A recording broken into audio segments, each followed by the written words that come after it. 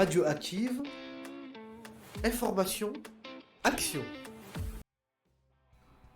Aujourd'hui, à la web radio, nous parlons de l'alternance avec le témoignage d'un jeune en formation à Clio. Écoutons-le.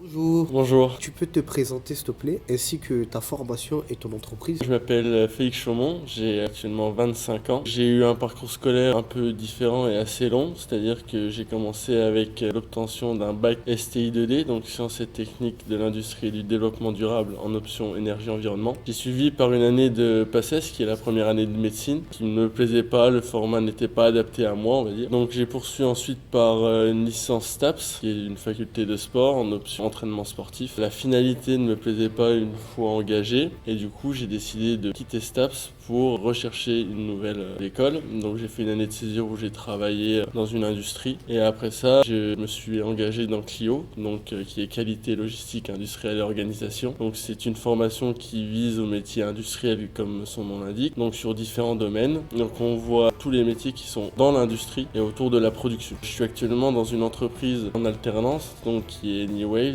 qui est une entreprise qui fait des antennes pour l'aérospatiale et je m'occupe de toute la partie organisation d'ateliers, point d'équipe et également ordonnancement et relations avec les sous-traitants. Quels sont les avantages et les inconvénients d'une formation d'alternance? J'ai parlé de mon expérience personnelle. Pour ma part, en termes d'inconvénients, j'ai pris une entreprise qui est assez loin de mon domicile, donc j'ai beaucoup de trajets. J'ai environ 2 heures aller, 2 heures retour chaque jour. On va dire, ça peut demander de l'implication, du temps surtout, parce que dans mon cas, ça me fait des grosses journées. Le deuxième inconvénient, c'est que parfois, on peut arriver dans une entreprise où on est un peu délaissé, un peu mis de côté. Il faut savoir faire sa place, il faut savoir aussi communiquer avec les autres et demander quand on a des problèmes, quand on se sent pas bien, qu'on n'est pas assez soutenu dans nos tâches. Il faut savoir le transmettre d'une bonne façon. Ça peut être un inconvénient parce que certaines personnes n'osent pas aller demander du travail ou des explications. Ils sont un peu cantonnés dans un service ou dans un coin et du coup ils sont un peu mis à l'écart. Ça peut être un inconvénient de l'alternance. Les avantages, c'est qu'on est formé sur une situation qui est réelle et concrète. On est dans le milieu professionnel avec tous ces dérives. Ça nous pousse à adopter une posture professionnelle et à augmenter nos compétences tout en apprenant également, en étant soutenu par un tuteur.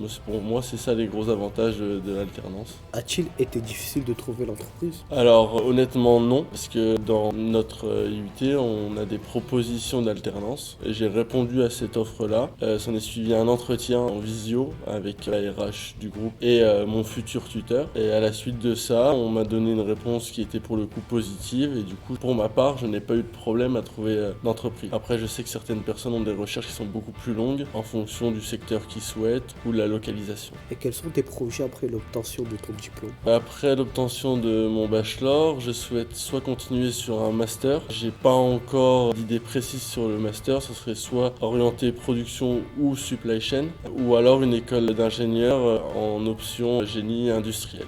Merci Félix d'avoir répondu à mes questions. Avec plaisir. Au revoir. Au revoir. Si comme Félix, la formation de Clio vous intéresse, n'hésitez pas à venir en parler à votre conseiller mission locale à Agen.